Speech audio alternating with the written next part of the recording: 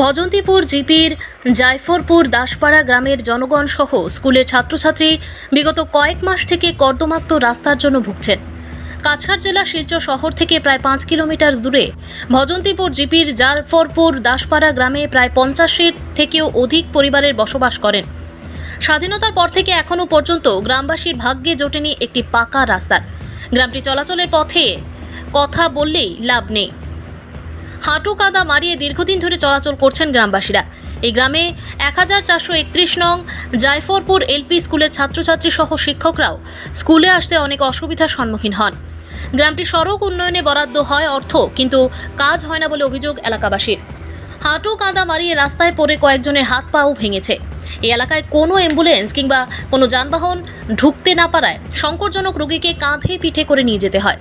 বিগত কয়েক মাস আগে গ্রামটির প্রবেশ পথে শ্যামল দাসের বাড়ি থেকে কে বা কারা গ্রামবাসীদেরকে না জানিয়ে কয়েক গাড়ি আঠালি মাটি রাস্তার উপর ফেলে রাস্তার কাজ আরম্ভ করেন। গ্রামবাসীরা জিজ্ঞাসা করলে ঠিকাদার বলেন এটা সরকারি কাজ।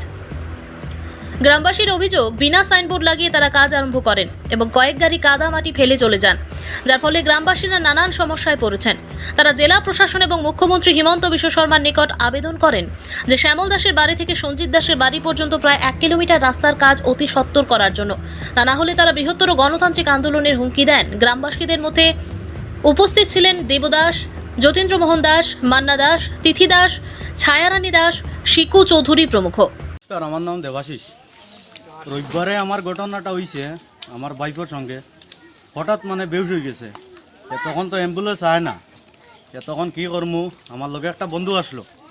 হঠাৎ আমরা দুজনে এখন সারাদিন বৃষ্টি হয়েছে রবিবারে। তখন গিয়ে আমরা কি করমু, অ্যাম্বুলেন্স তো আইছে না। তখন আমরা বন্ধু বান্ধবের অটো দি এখান থেকে পুরা অটোটুক বইয়া লইয়া গেছি। তখন গিয়ে আমরা মেডিকেল লইয়া গেছি। ইমার্জেন্সি পেশেন্টটা আসলো। আমার লগে ওরকম হয়েছে, অন্য লোকের তো ওরকম হইতে পারে। আপনারা ওটা আমরা ব্যবস্থা করিয়ে দিতে হয়, রাস্তাঘাট জানে ভবিষ্যতে ঠিক হয়, যে হিসাবে গাড়িটা চলিয়ে যায়। আর ওরকম অবস্থা হয়েছে, চপ্পল লগে আটাও যায় না, পুরা রাস্তাটা খারাপ। আমরা মামার কাছে ওটাও দাবি, আমরা রাস্তাঘাট এটা পুরা ঠিক করিয়ে দিতা পূজার আগে। আমরা 1 বছর হয়ে গেছে রাস্তার মাঝে মাটি ফেলাইছে, আর কেউ ইয়া খোঁজ খবর লয় না, দেখে না রাস্তাঘাটের অবস্থাটা। সেটা কি আমাদের সমস্যা হলো, আমরা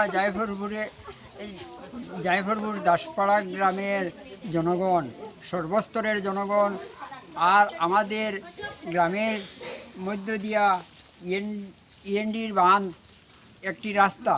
এই রাস্তাটা কিছুদিন কয়েক মাস আগে কে বা কারা কন্ট্রাক্টরও আমরা চিনতে পারি নাই, কিন্তু তিনি কাজ আরম্ভ করেছেন এবং কাজ সম্পূর্ণ করতে পারেন নাই। আমরা তখন বলছি যে এই অসময়ে কাজ করে আমাদের দুর্ভাগ্য সীমা থাকবে না, কিন্তু তিনি আমাদের কথার উপর কোনো কর্ণপাত না করে কিছু আটালি মাটি দিয়া আর কাজ বন্ধ করে চলে গেছেন।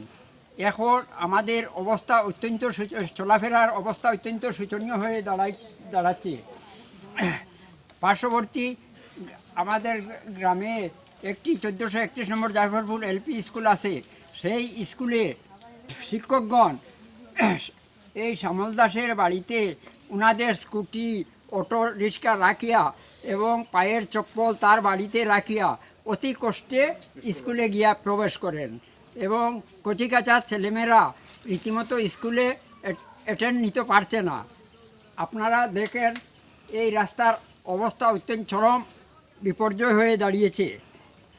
রাস্তা বাই আর যার তারার কাছে তো আমরা বারবারও আবেদন করি যে আমরা রাস্তাটা দেও, আমরা কিনা তোমরা ভোট দিই না, আমরা তো ইলেকশন আইলে বারবার সবে ভোট দিই, এখানে আমরা এই রাস্তাটা হয় না।